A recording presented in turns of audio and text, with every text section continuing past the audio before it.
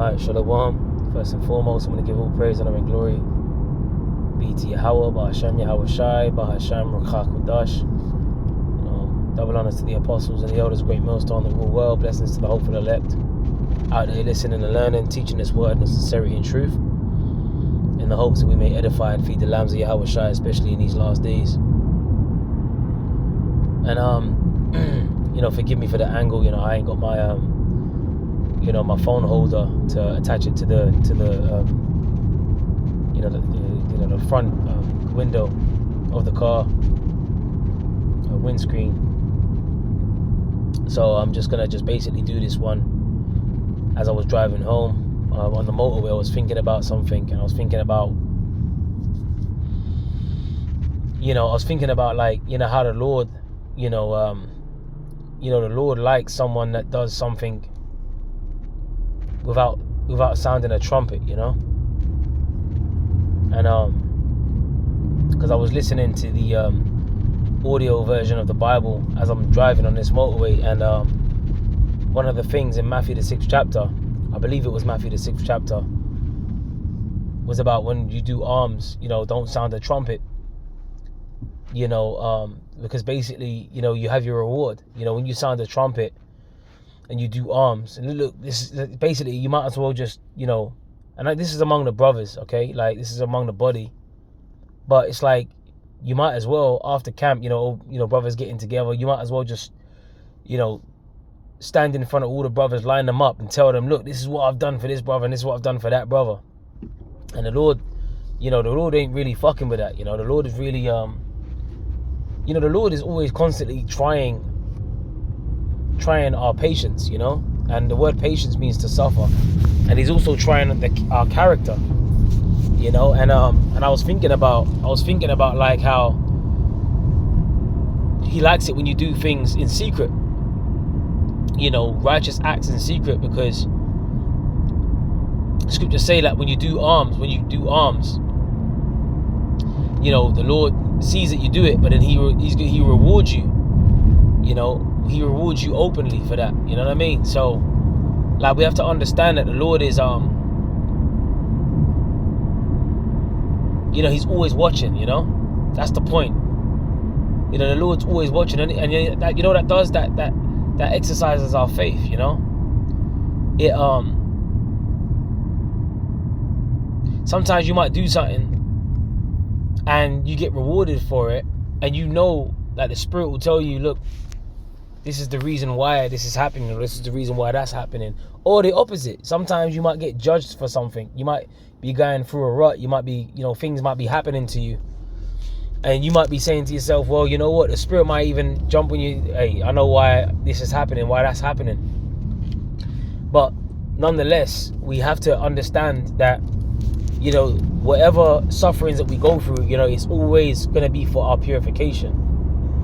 Because like the saying goes, if it don't kill you, it makes you stronger.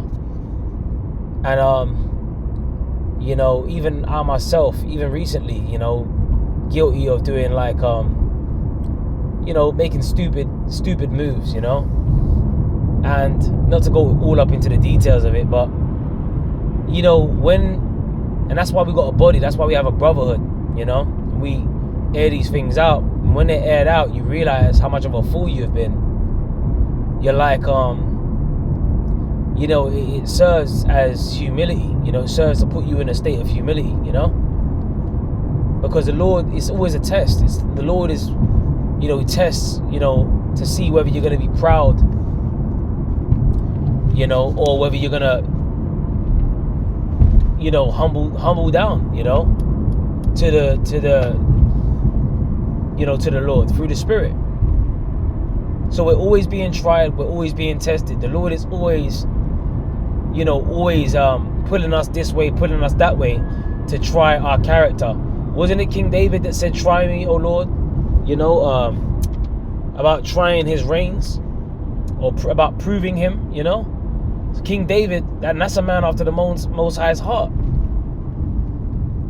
So we have to understand that the Lord is and the Lord is dealing with King David. Come on, it's a man after the Most High's heart. So understand that if the Lord can deal with King David on that level, to the point where even King David had the mindset to ask the Lord, to beg the Lord to try him, to prove him, you know, or if the Lord can have the mindset to bruise his own son, it pleased the Lord to bruise his own son, Yahweh Shai, right? Then how much more so us, man? You know, how much more so us, being in this wicked ass flesh, and, you know, sometimes coming up short and that and whatever. But guess what? Understanding that, like, if it don't kill you, it makes you stronger. It's about bouncing back from it. It's about enduring unto the end. Remember, the scriptures say, he that endureth unto the end, the same shall be saved. Now, I was thinking of a lesson to do, and nothing wasn't really coming to me. But the Spirit was like, put on that Bible audio. I hit play on it, and I went through a few chapters. And this one, Matthew chapter 6, really hit me, because it was going into certain things that, you know, really, really hit my spirit, you know, that I can relate to right now in this present time. And the Lord will do that through the Spirit. You know, the Lord will have certain events happen, you know, that will make you think about certain things, you know, that you've been doing or haven't been doing, all right, to make you sharp, to get on point, you know, and there's nothing wrong with that. And sometimes that might come in the form of harsh rebuke. Sometimes it might come in the form of soft rebuke. But at the end of the day, open rebuke is better than secret love, right? So whatever fashion and form it comes in, just know that the Lord is dealing with the body, and the Lord can use the body, right, to stir you in the right way, right? Because guess what? The Lord didn't have to, you know, the Lord doesn't have to put the Spirit on a brother or brothers to tell you about things that you should be doing better, or you could do better, or you're not doing, you're falling short of. The Lord could just have you out there waxing worse and worse and destroy your ass, man. You know, and you don't want to be, remember the scripture says it's a fearful thing to fall into the hands of the living power, right? Hebrews 10 and 31, I believe. Or it might be, I don't think it's 11, I think it's Hebrews 10. You know? Because remember, if we draw back from this, we get offended, you get butthurt or over rebuke or whatever. Guess what? You draw back unto perdition, man. There's no way out of this. This is about enduring into the end. This is the only way. There's only one way, and it's forward, you know? And it's you know, moving on forward, marching on toward the prize, which is salvation. But the only way we're going to get to that salvation is by enduring unto the end. Like the scripture says, in your patience possess ye your souls, man. That's the only way we're going to make it through this, is if we keep enduring. And the scripture says, set thy heart aright and constantly endure. What, Sirach 2:1. My son, if thou come to serve the Lord, prepare thy soul for temptation. You know, set thy heart aright, you know, and constantly endure. Loosely paraphrasing, you know what scripture I'm talking about. Sirach chapter 2 verse 1. You know, but the Lord, you know, always puts these tests on your plate, whether it be sweet or whether it be bitter, that you got to chow down on, and you just got to swallow it down and digest. You know, and like I said, I'll be thinking about certain things, like you don't even understand the gravity of or the seriousness of what it is, you know, to offend a brother. Like the scriptures speak about, first of all, like if you got aught with a brother, that you got to make it right with him. Otherwise, you know, like when we go to do the work, for example, you putting up videos or you go into the camp, like you're before the altar, man. And, you know, the Lord said, like, first make it right with your brother, and then you can leave your gift, you know, at the altar. You know what I'm saying? Otherwise, it's not even going to be accepted in the sight of the Lord. And we don't want to be, you know, in a state where, you know, our, you know, backs are being turned to us in the heavens. We don't want to be in that state. We don't want to be in that position, you know. And that's why this truth is like, it's a very narrow path. The scriptures speak about, call it a straight gate. Where the scripture says, Matthew 7 and 13, enter ye at the straight gate. You know, for wide is the gate and narrow is the path that leadeth unto life, and only few be there that find it, right? So that word straight means a position of difficulty, man. So that means that we're going to have to constantly be going through, you know, situations on that narrow path where, hey, it's just tight. You know, sometimes it feels so tight, whether you're dealing with mental ailments, whether you're dealing with bodily, physical ailments, whatever, you know, you have to, you know, whatever bearing your cross entails, that's what you have to go through, you know? And sometimes, bro, like, hey, it's about understanding that, hey, it's mercy is being shown. Because I was thinking about this stuff, and as I was thinking about this and listening to Matthew the 6th chapter, I see a 444 number plate, man. And it's like the Lord will always, like, even though like you might slip up, the scripture says it's that I faint in the day of adversity, that strength is small. Like, we don't want to remain, you know, in that weak mindset. You know, we want to pick ourselves up. Like the scripture says, a just man falleth 7 times, but getteth back up. This is about getting back up and getting back in the fight, man. That's why the scriptures speak about earnestly contending for the faith. And faith is a gift. And that gift isn't given to everybody.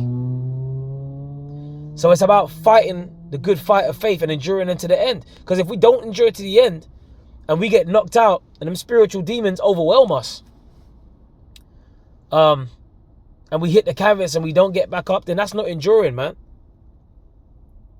That's not endurance. That means that, you know, the Lord didn't give you the strength to be able to carry on because he wants your ass destroyed. And that's why it's a fearful thing. That's why the scriptures speak about the fear of the Lord. A lot of people out here are living without the fear of the Lord. All right. And you know, rebuke comes their way and they you know, they buck up, they get proud.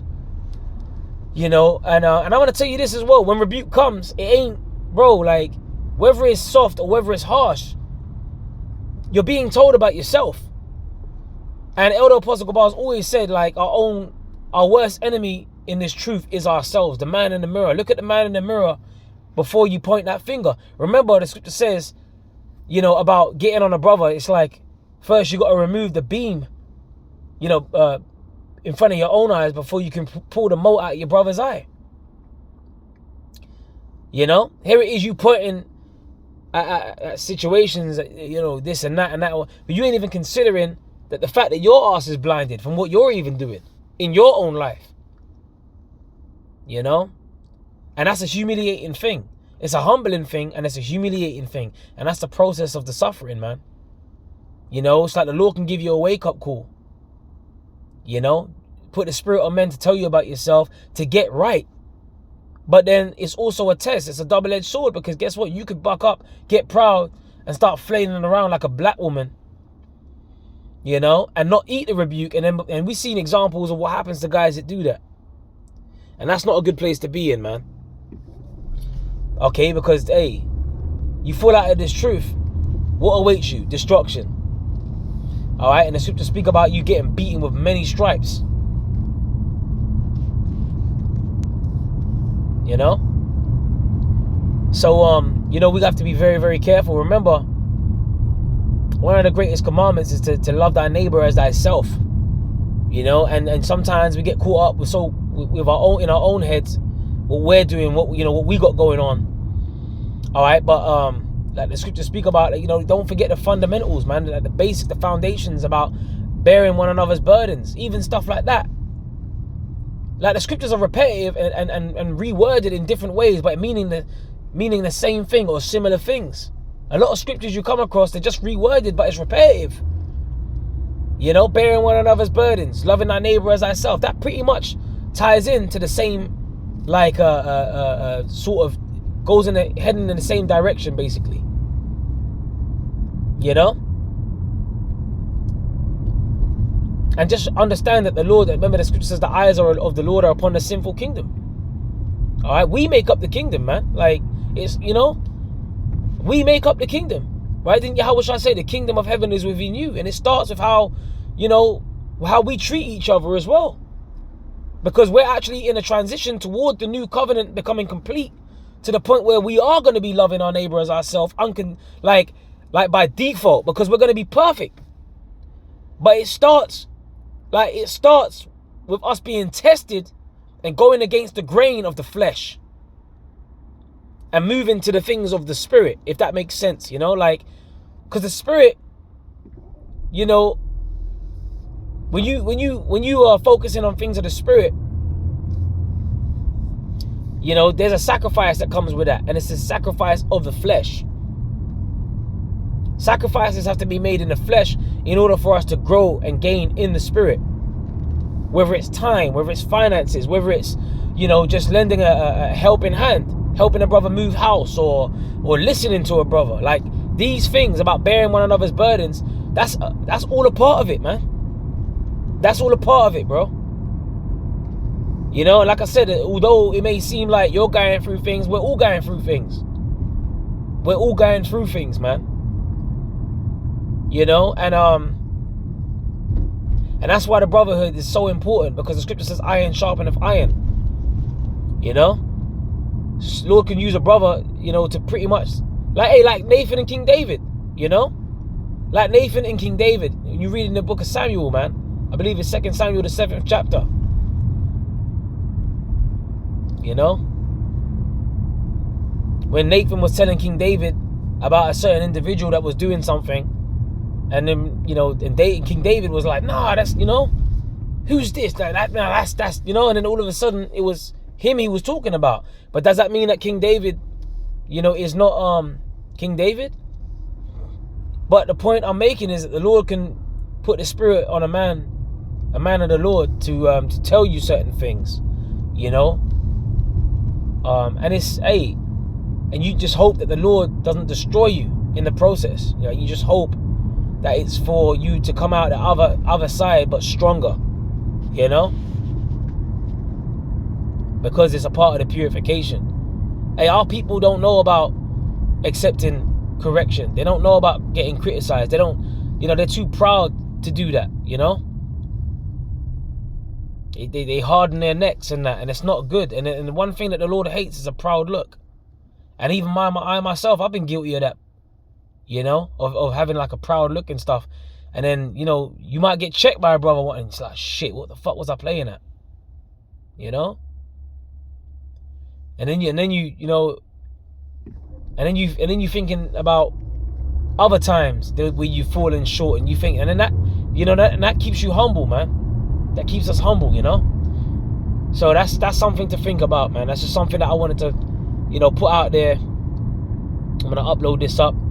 I don't have a title for it as of yet, but something that was, you know, pretty much I was meditating on as I was listening to, you know, the audio version of Matthew the 6th chapter. You know what I'm saying? So, you know, we have to be, you know, mindful of how we treat each other, and just understand that we're a body and we're all going through things, and that you know, we almost out of here, and it would be a damn shame for us to bail out now, man. And that's why we're in a time now of praying now more so than ever. Like Elder Apostle Rakar always encourages us to pray. There's a scripture that says pray without ceasing. Just one verse, pray without ceasing, man. You know, and I admit I haven't really been praying as much as I should. You know, I've been getting too bogged down with, you know, shit going on in my own head that I'm dealing with, and that can happen. All right, but the Lord can do that to you just to, you know, show you that, look, bro, like, put you in a situation to know that, look, the Lord is in control. Man's goings are of the Lord, right? Hey, when you get down on your knees and you face the east and you pray to Yahweh Ba'ashem Yahweh Shai, guess who ordains that? The Most High, Yahweh Ba'ashem Yahweh Shai. So that's why we stay in constant fear of the Lord, and we hope that we endure into the end, you know. Anyway, man, I pray this was edifying, you know. Just some open thoughts on the camera as I'm driving home. Hey, man, may Yahweh Ba'ashem Yahweh Shai, you know, be with all you sincere believers, you know, the hopeful elect, you know, including myself, man. Lord willing, like, we just hold on, man. We almost out. And hey, man, you know, overcoming yourself, overcoming the man in the mirror, you know, it's not easy, but hey, it's got to be done, and it's only through the spirit and power of Yahweh Ba'ashem Yahweh Shai, you know, only through the Lord is it possible. So with that, I'm gonna say shalom to the elect.